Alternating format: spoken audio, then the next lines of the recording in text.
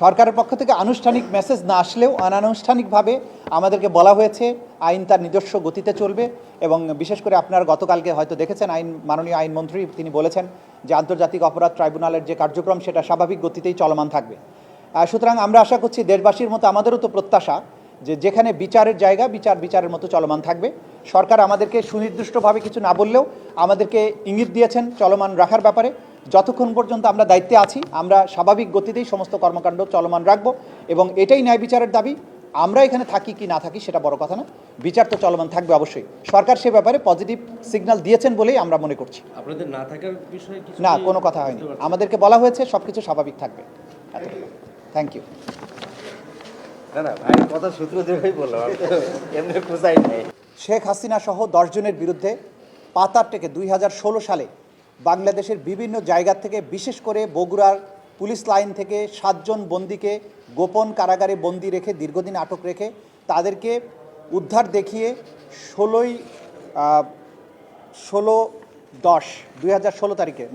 8-10-2016 তারিখে গাজীপুরের পাতারটেক নামক স্থানে একটা বাড়িতে আটক রেখে তাদেরকে গুলি করে হত্যা করে বলা হয় যে তারা জঙ্গি ছিল।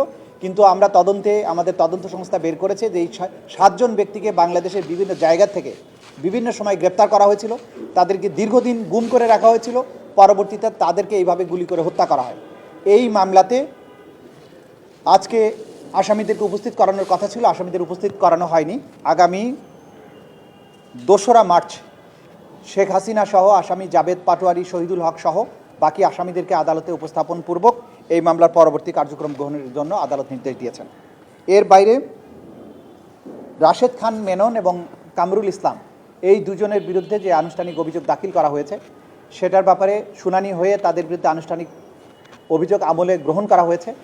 আগামী 2রা মার্চ তাদের বিরুদ্ধে অভিযোগের শুনানি অর্থাৎ চার্জ গঠনের শুনানি অনুষ্ঠিত হবে।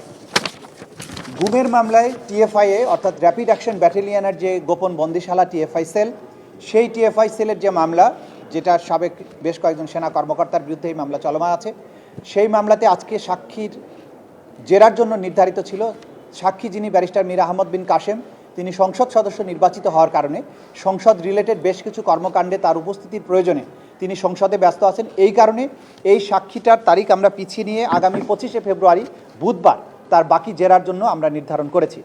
আজকে এর বাইরে রামপুরায় 18 এবং 19শে জুলাই 2024 সালে বিজিবি কর্তৃক সরাসরি গুলি চালিয়ে যে 28 জনকে হত্যা করা হয়েছিল সেই মামলায় আসামি কর্নেল রেদওয়ানুল ইসলাম এবং রাফাত বিন আলম মুন এই 2 জনের বিরুদ্ধে আজকে সাক্ষীর অসমাপ্ত জেরা চলমান আছে। সাক্ষী আজকে সাক্ষ্য দিচ্ছেন এবং এই হচ্ছে আজকের দিনের আন্তর্জাতিক অপরাধ ট্রাইব্যুনালের মোটামুটি প্রসিডিংস। টিএফআই সেলের এটা কতজনের সাক্ষ্য হলো? এর মধ্যে তো ক্যামেরা ট্রায়ালও হয়েছিল, সংখ্যাটা বলা যায়? 2 জনের সাক্ষী ইতিমধ্যে হয়েছে, 1 জনের জেরা অসমাপ্ত আছে। আর যার জেরা সমাপ্ত হয়েছে টিএফআই এর ভেতরের সমস্ত অবস্থার বর্ণনা দিয়েছেন, তার সাক্ষীটা হয়েছে ক্যামেরাতে, সুতরাং সব বিষয়ে আপনাদেরকে সেটা বলতে পারছি না।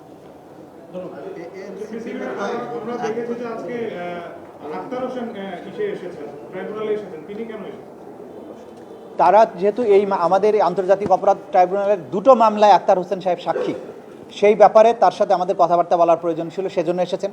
এর বাইরে উনি যেহেতু একটা রাজনৈতিক দলের নেতা এবং বর্তমানে সংসদ সদস্য, তিনি জানতে এসেছিলেন আমাদের কোন মামলার কতদূর অগ্রগতি, কী সমাচার, বা উনি যে মামলার সাক্ষী সেটা কবে নাগাদ সাক্ষ্য গ্রহণ হবে, এই সব বিষয়ে জানার জন্য, আমাদের অগ্রগতি জানার জন্য, আমাদের কোনো সমস্যা আছে কিনা এইসব বিষয়ে খোঁজখবর নেওয়ার জন্য একজন জুলাই যোদ্ধা হিসাবে, একজন রাজনীতিবিদ হিসাবে, একজন সংসদ সদস্য হিসাবে, একজন সাক্ষী হিসাবে সব ক্যাপাসিটিতেই তিনি আমাদের কাছে এসেছিলেন জানার জন্য। তিনি এসছেন এবং আমি যতদূর জানি একটা কোর্টে বসে তিনি সাক্ষ্য গ্রহণ সেটাও প্রত্যক্ষ করেছেন। তাদের এটা জানা দরকার বাংলাদেশে এই বিচার কিভাবে চলছে, এবং সাক্ষী হিসাবে ওনার জানা দরকার যে ওনার সাক্ষীটা পরবর্তীতে কবে অনুষ্ঠিত হবে।